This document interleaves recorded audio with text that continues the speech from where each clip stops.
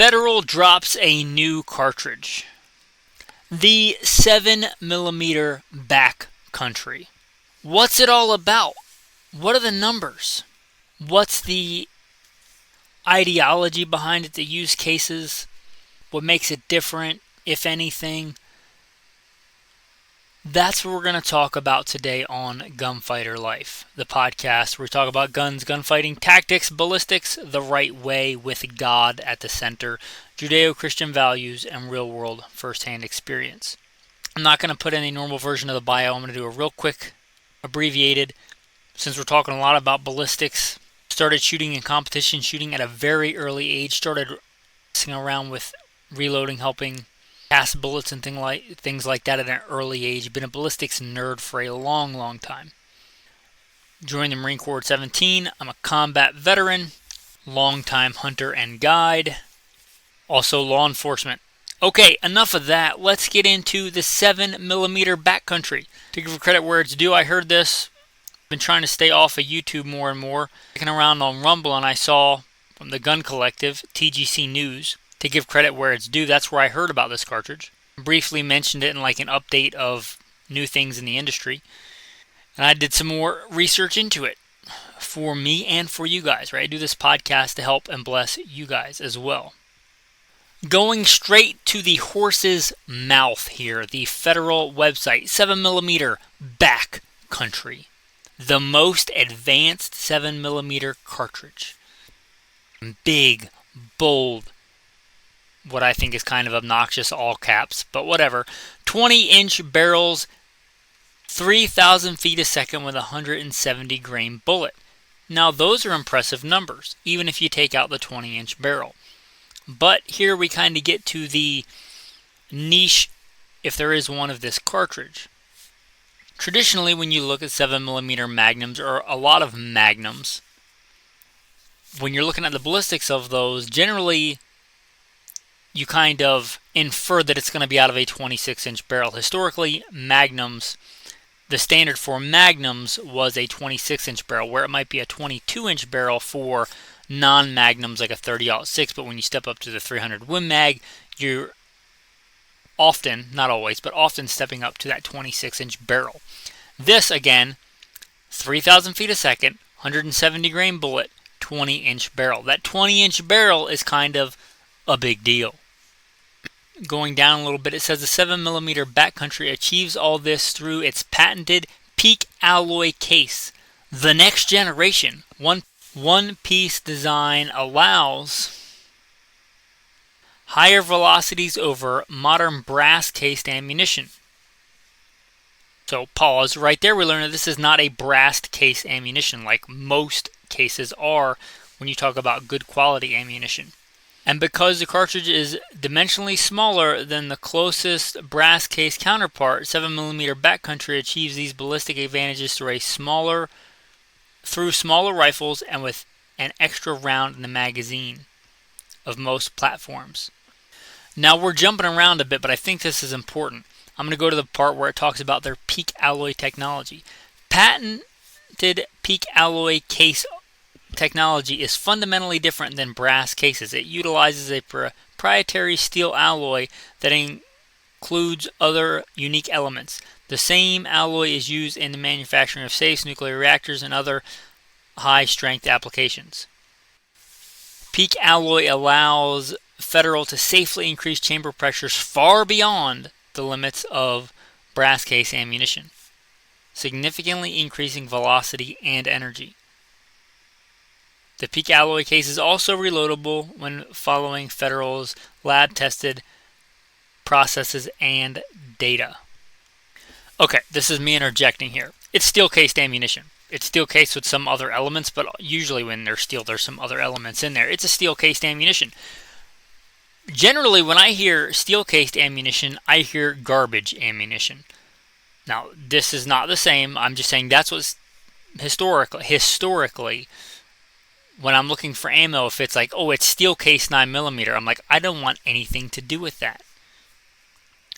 Harder on extractors, cheap junk cases. Historically, that's been the cheaper, what I would consider kind of garbage ammunition. Wolf, Tula, cheap steel-cased ammunition. Is this different than that, or is this just a shiny steel case that they market differently? It says you can reload this. Now, generally you're not supposed to reload steel cases.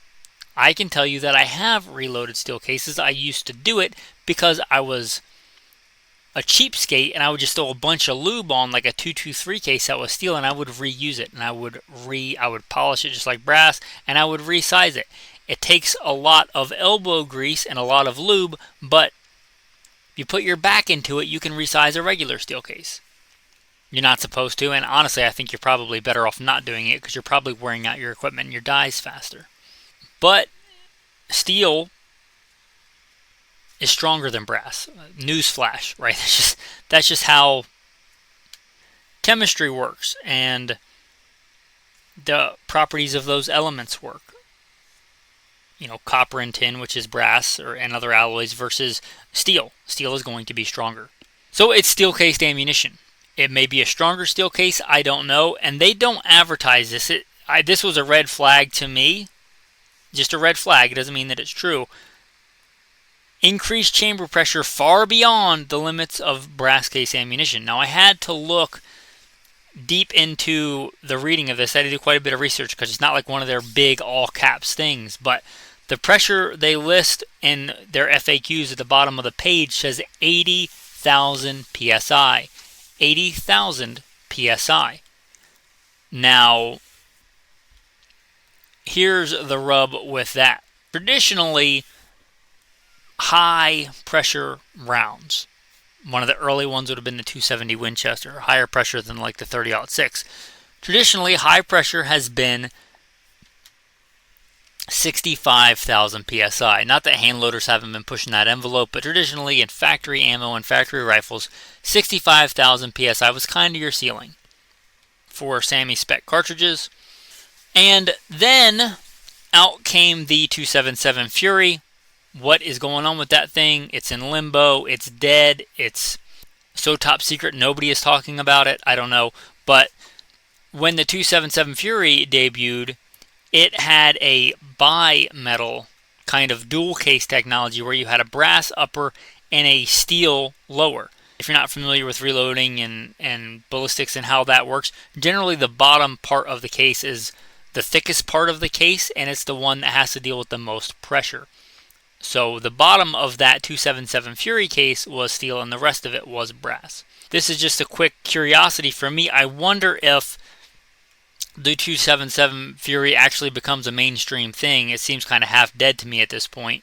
But if the military does go forward with that, does mass adopt it like they said they were going to, will they switch to this technology? Because it seems like a steel case that can withstand that pressure, just a steel case with one type of alloy, would be, it seems to me, that would be potentially easier to produce than two different things vulcanized, amalgamated into one kind of case. So maybe you would see this use in military 277 Fury ammunition if it becomes successful. It says it's patented, but they could just pay him for the patent, I suppose, over the SIG variant, which is, again, a brass upper and a steel lower joined together, like a Siamese twin.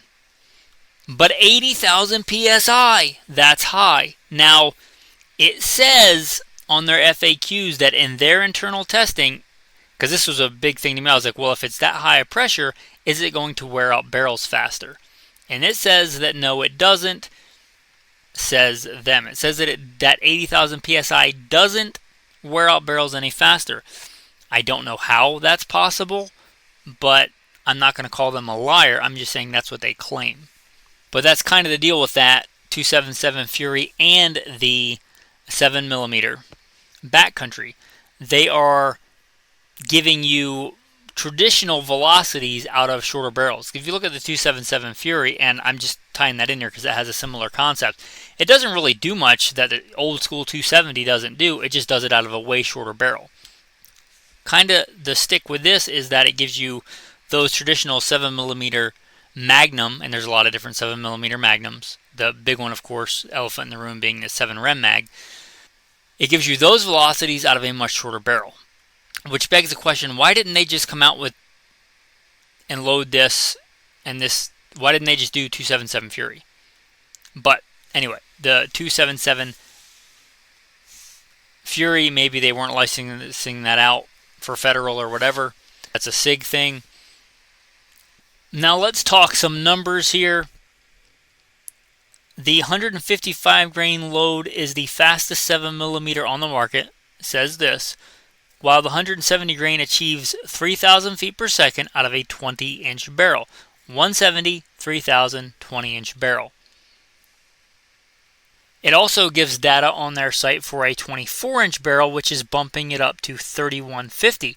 And honestly, that's probably not worth it to me, an extra 150 feet a second, going from a 20 all the way to a 24-inch barrel.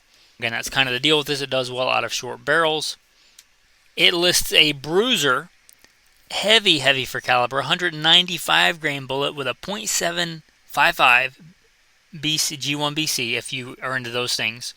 But it lists a 195 grain bullet, 2850 out of a 20-inch barrel.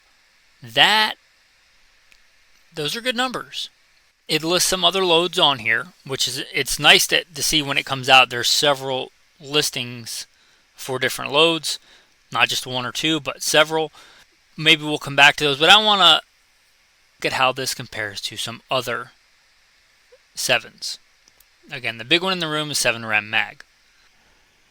Now, I wanted to keep apples to apples, so I went to Federal first on this to see their 7 mag loadings. Maybe this is just coincidence, but they don't list 170 grain that I see in their factory offerings. Maybe that's just coincidence, but I can't really compare apples to apples. It does list 175 grain Federal Fusion at 27.75. And the closest I see apples to apples is a 168 grain at 28.70.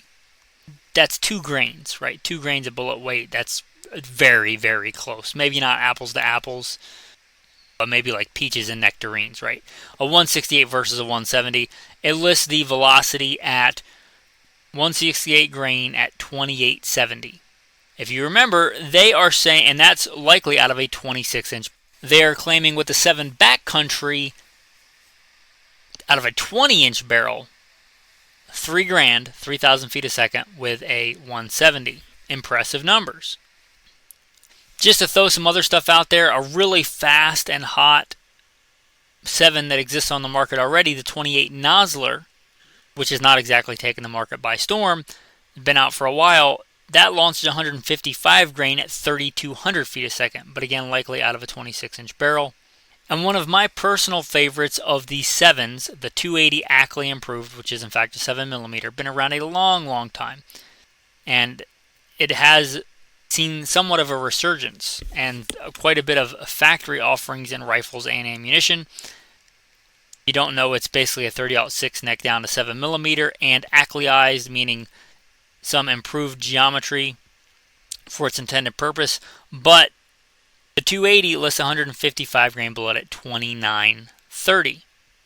And again, the big thing they're touting with the Backcountry is a 170 grain bullet at 3,000 out of a 20-inch barrel. And although I can't really compare apples to apples because I don't think Federal offers a factory loading, a hot 7 that's been around a long time is the 7mm STW, without getting off on a tangent. And on their 155 grain, which is the lightest bullet they offer on the Backcountry right now for factory loads, it says out of a 20-inch barrel 3,150, and out of a 24 a 3,300 feet a second. That's a 24-inch barrel, not the 20. Some more factory options that they list on the website is a 168 grain, which is still pretty heavy for caliber. Again, we're not talking about a 30 cal. We're not talking about a 30-06 or a 300. We're talking about a 7. 168 grain traditionally has been pretty heavy for caliber. 20-inch barrel. It lists a 3 grand, 3,000 feet per second, which is the same as their 170 grain. Different bullet though. It lists for a 20-inch barrel in their 175 grain, 29.75. So you're bumping up to a 175 and you're losing 25 feet a second. That's not surprising. And then out of a 24-inch barrel, 31.25. This is in the FAQs. I was wondering this myself, and the factory recommended twist rate for this is a 1 in 8, which is more and more common these days for these higher, longer, heavy for caliber bullets. Now this one is surprising. Federal must have been working on this for a while in conjunction with a lot of manufacturers.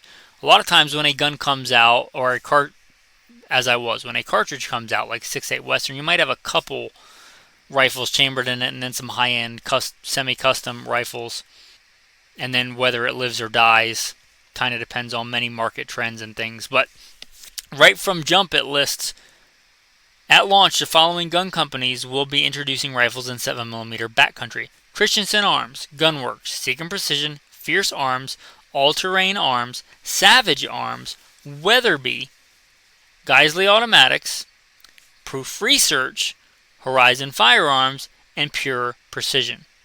Now most of those are real high-end semi-custom guns, except for Savage and Weatherby.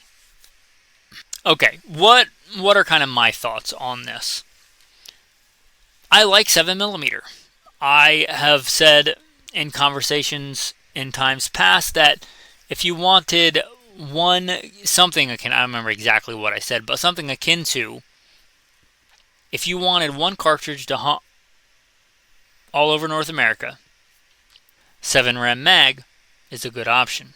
Very, very, very good caliber for all-around stuff. Not big on magnums, but of all the magnums, if you're going to pick one, the 7 Rem Mag is a good choice. It has been for a long time.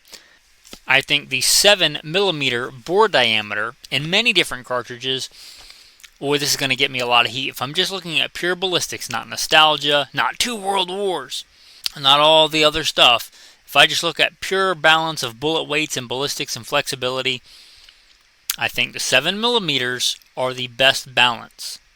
Better than a 30, better than a 270.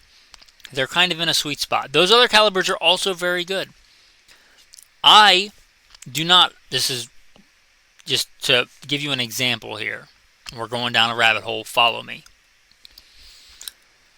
I shoot a lot of, and have many, I'm blessed to have many, if 3 is many, 308 rifles. I do not own any, and I've only ever owned one in the past a long, long time ago, 7mm 08 rifles. But if you're asking me based on ballistics, I think the 708 is a better all-around North American game cartridge per the ballistics than 308. Why don't I own one?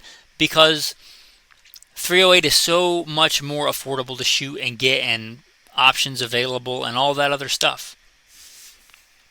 Economy of scale. I recently bought a bunch of really, really good hunting, super accurate out of my rifle 308 factory ammo for $16.99 a box.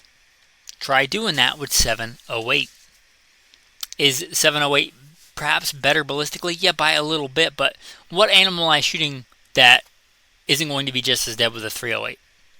That said, though, all that to say, I think ballistically 7mm bore diameter, or 280, if you're not a commie, you do the English system of measurement, the 280 28 calibers, I think that's a fantastic bore diameter. So I like that when they come out with this concept, they came out with it in a 7.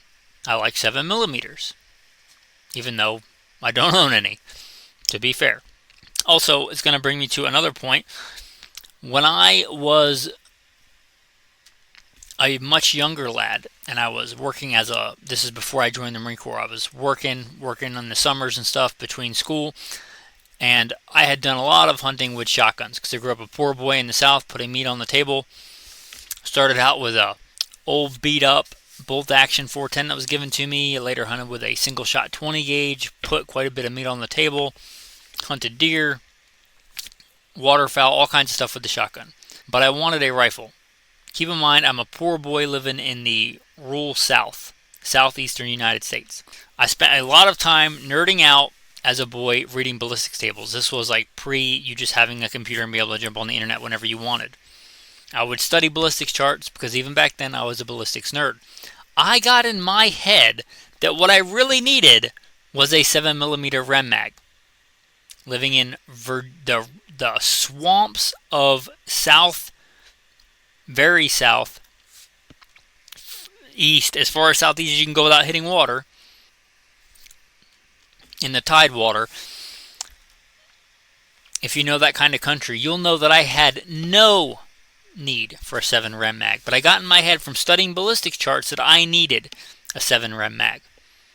That gun was way, way more than I needed. Now, I never even shot a deer with it because I joined the Marine Corps shortly after. I let my buddy borrow it. He took one deer with it, and then it got stolen out of his truck. I shot it a little bit.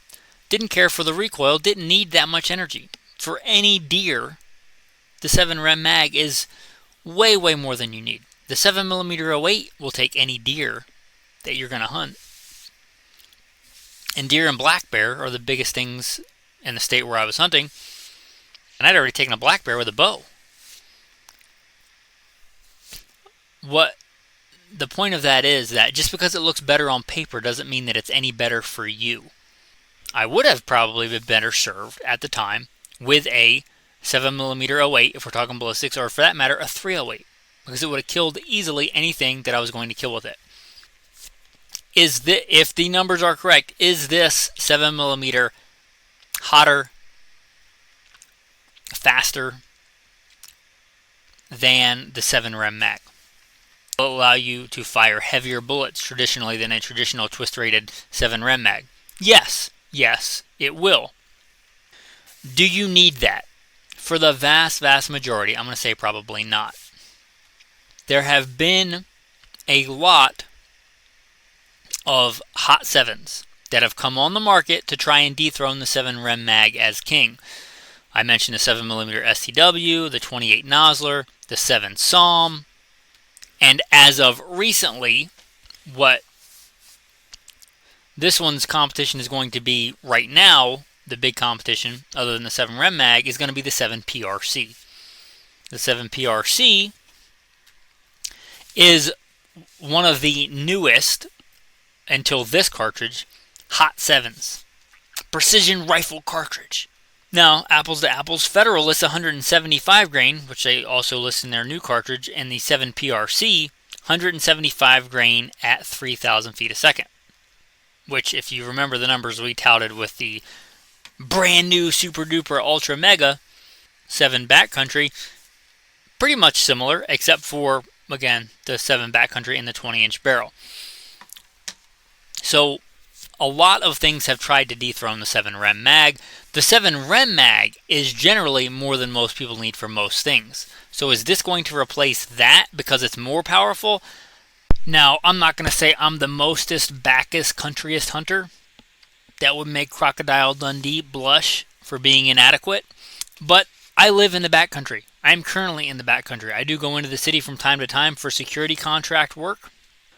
But I'm in the backcountry. I live as a neo-nomad, off-grid, semi-off-grid, in the backcountry. In the Wild West. Doesn't get much more wild. I just punched my elk tag, hunting in the River of No Return area. Wild, wild, rugged country. It was an epic hunt. Did I need more than a 7 rem mag? No. Did I need a 7mm 08? No. Would have been fine if I'd had it. I punched my elk tag with a friggin' 12 gauge this year in some of the most wide open backcountry. When you think backcountry, it'd be hard pressed to think of more backcountry than River of No Return or like Seven Devils area wilderness. I've been blessed to hunt all over this country. I live where I live on purpose. I was coincidentally eating elk jerky right before I started the podcast. Could I have killed that elk with a 7mm backcountry? I certainly could have. Also could have killed it with a 7 rem mag, or I could have killed it with the 100-and-something-year-old OG 7x57 Mauser. And that elk jerky wouldn't have tasted any different. I was blessed to kill it with a 12 gauge because that's what I had in my hand. All that to say, is this more powerful than a 7 rem mag? Even if it is, do you need that? Is it something that you need? Now, there are people that say, to heck with need. It's cool, it's hot, it's new, it's faster. It's got a better twist rate. Okay, that's fine. If you're that person, you're probably going to get it anyway. The point of that is the 7 Rem Mag, which far predates this and is like the 7mm Magnum to beat, is more powerful than almost anybody needs for almost any application. And I throw in the almost because there are outliers. You could think up some crazy scenario where you wanted something more powerful than the 7 Rem Mag. But even in the Backcountry, which this is named the Backcountry, do you really need more? Even than the 7mm 08 or the 280 AI or the almost completely forgotten 284 Winchester. Just some thoughts on that. I'm skeptical. Now let me get to the 20-inch barrel thing. That I like. I am a spot and stalk and a still hunter. I like short handy rifles. I like 16-inch barreled 308s. Am I giving up some ballistic performance? Yes. Will it still kill anything I want to kill with it? Yes. But I like the fact that it has impressive ballistics out of a short barrel. I really do. I don't care about suppressor. When you watch the videos and stuff for this on the federal website, it's suppressor. Suppressors are so hot right now. Just like lever actions. Put a lever action on your suppressor, you're doubly hot. Make you look skinnier, cure male pattern baldness. Women will want you, men will want to be you if you put a suppressor on your lever action or put a suppressor on anything. If you spend $1,000 on a machine that costs probably $40 of material, you're so cool. I'm not a big fan of suppressors. You might deduce from my background, I've got a lot of experience with a lot of specialty type of weapons. I don't generally see a need for a suppressor.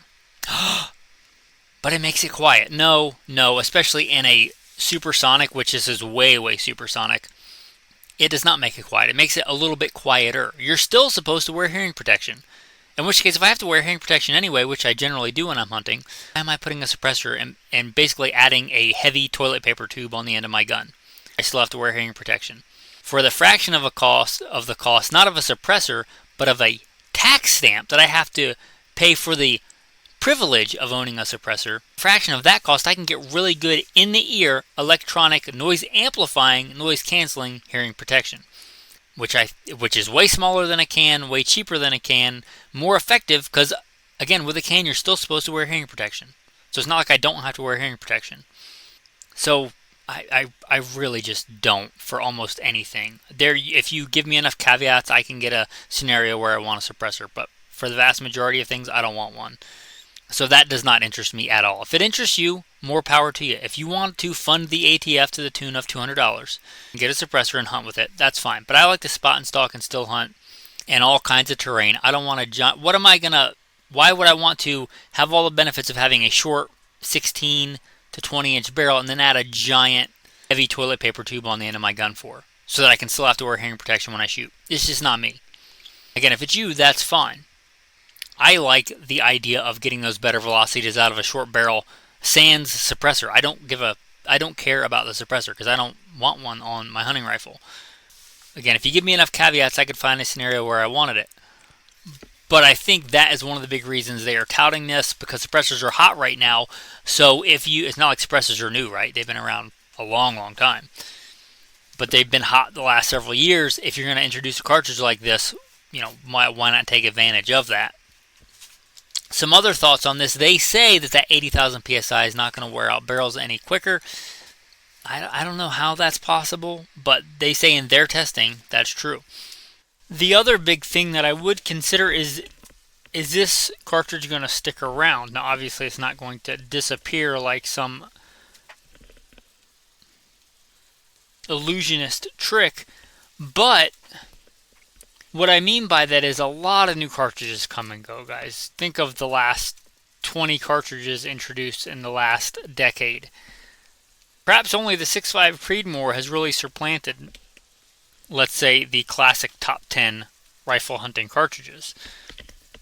It's an oddity that happens. Is this going to be the next 6.5 Creedmoor? And by that I mean that it's going to take a giant share of the market. Beating out the 7mm Rem Mag as the top hot 7mm. It's got a long way to go. And if you listen for any length of time, you'll know my general advice for gunfighting equipment. This is Gunfighter Life after all, but I say don't be a beta tester in a gunfight. Don't trust your life to anything unproven. Don't jump on the bandwagon of the next latest and greatest thing before it's proven. Less critical here because you're talking about a hunting rifle. Unless you're talking about going into dangerous game country, not super critical like it would be in a gunfight or a grizzly bear encounter. But still, why not wait unless you just, again, have to have the latest and greatest, in which case you're probably going to jump on the bandwagon. But wait a couple of years to see if that wagon is still rolling and see if it has staying power, see if it does take up a significant portion of the market and the ammunition is affordable and readily available. And there's plenty of new rifles chambered in it, offered in it, still a few years from now. I think that's sage advice and wise counsel. Which is going to lead me to, you guys that listen regularly know about the tactical tip, tactical verse of the day. Well, I'm going to kind of roll those into one. The tactical verse is a good, common sense, tactical tip. By the testimony of 2 or 3 witnesses, a matter is established. Not the testimony of 1 witness, by the testimony of 2 or 3 witnesses, a matter is established. All the things that I've given you were from Federal's website on a Federal new cartridge. That is a witness. And let me give you a little lesson here in kind of law, since I was a cop for quite a while. Hearsay is not admissible, right? If, just getting off the topic of cartridges altogether, if Susie says that Johnny stole Timmy's lunch money, and then Jim overhears that, Jim tells somebody, Jim is not a second witness. That's hearsay. He didn't see it. He's not a witness. The fact that Federal says this and I'm telling you this, that's hearsay. I am not a second witness. They claim 170 grain, 3,000 out of a 20-inch barrel, and a bunch of other claims, right? But let's just stick with that one. When you get several independent people shooting that ammo out of a 20-inch barrel over a chronograph and getting those numbers, that will be the testimony of 2 or 3 witnesses. When you see somebody do a barrel life test, like let's say a 280 Ackley improved or a 7 Rem mag, and a barrel life test versus the 80,000 psi of this new cartridge, and it lasts just as long and has no ill effects, that will be the testimony of 2 or 3 witnesses. That's just a good life lesson. A lot of claims are made by lots of people. By the testimony of 2 or 3 witnesses, a matter is established. Thanks for listening, and have a blessed day.